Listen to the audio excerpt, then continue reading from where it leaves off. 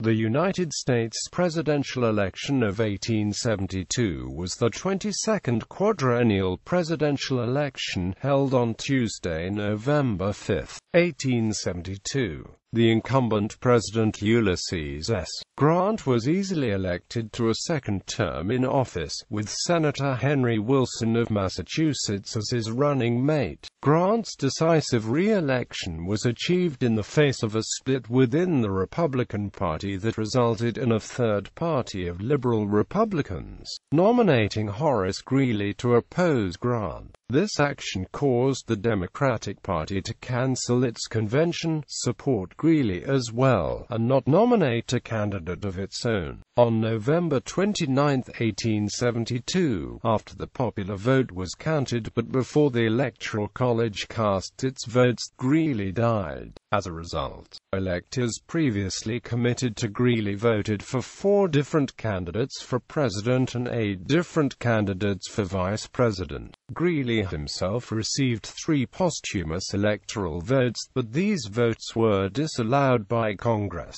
The election of 1872 is the only United States presidential election in which a candidate died during the electoral process. Nominations. Republican Party nomination. At the 1872 Republican National Convention, the Republicans nominated President Ulysses S. Grant for re-election, but nominated Senator Henry Wilson of Massachusetts for vice president instead of the incumbent Schuyler Colfax, who was implicated in the Credit Mobius scandal. Others, who had grown weary of the corruption of the Grant administration, bolted to form the Liberal Republican Party. The opposition fusion nominations in the hope of defeating Grant. The Democratic Party endorsed the nominees of the Liberal Republican Party.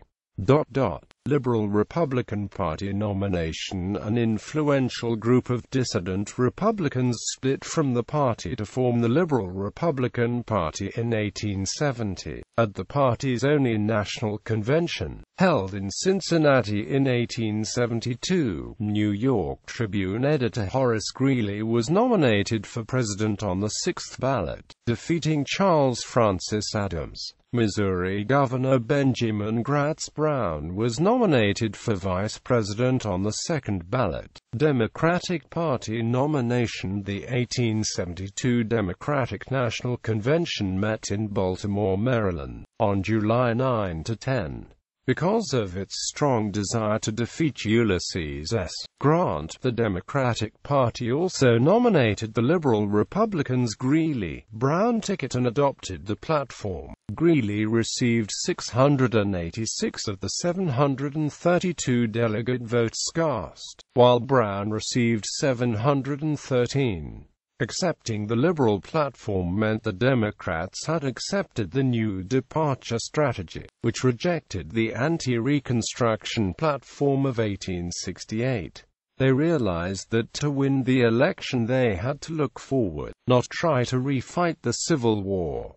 Also, they realized they would only split the anti-Grant vote if they nominated a candidate other than Greeley. However, Greeley's long reputation as the most aggressive antagonist of the Democratic Party, its principles, its leadership, and its activists cooled Democrats' enthusiasm for the nominee, and there was a sizable minority led by James A. Bayard that sought to act independently of the Liberal Republican ticket. The convention, which lasted only 6 hours stretched over 2 days, is the shortest major political party convention in history. Other nominations. Labour Reform Party presidential candidates. The Labour Reform Party had only been organised in 1870, with its first national convention meeting held in St. Louis, Missouri, on February 22, 1872.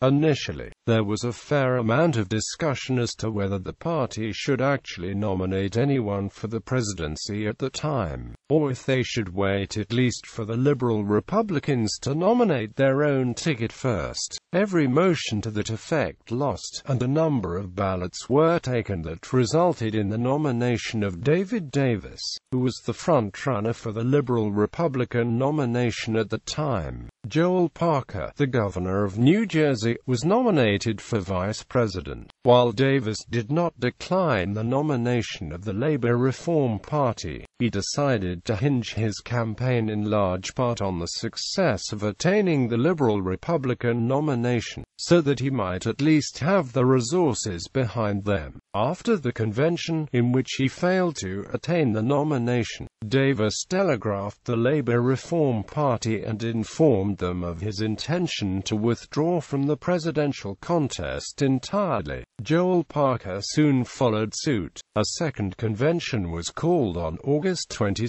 in Philadelphia, where it was decided, rather than making the same mistake again, that the party would cooperate with the now fledgling straight-out Democrat movement that had recently formed and nominate the candidate as soon as it would become known.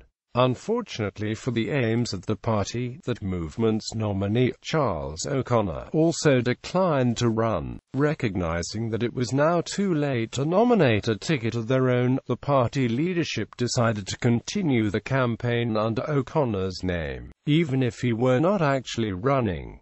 The various state affiliates grew less and less active, and by the following year, the party ceased to exist. Source: U.S. President L.Ref. Convention. Our campaigns. General election. Campaign. Grant's administration and his radical Republican supporters had been widely accused of corruption, and the liberal Republicans demanded civil service reform and an end to the Reconstruction process, including withdrawal of federal troops from the South. Both liberal Republicans and Democrats were disappointed in their candidate Greeley, as wits asked, why turn out a knave just to replace him with a fool, a poor campaigner with little political experience. Greeley's career as a newspaper editor gave his opponents a long history of eccentric public positions to attack. With memories of his victories in the Civil War to run on, Grant was unassailable. Grant also had a large campaign budget to work with. One historian was quoted saying, "Never before was a candidate placed under such great obligation to men of wealth as was Grant." A large portion of Grant's campaign funds came from entrepreneurs, including Jay Cooke, Cornelius Vanderbilt, Alexander Turney Stewart, Henry Hilton, and John Astor. Women's suffrage. This was the first election after the formation of the National Woman Suffrage Association and the American Woman Suffrage Association in 1869.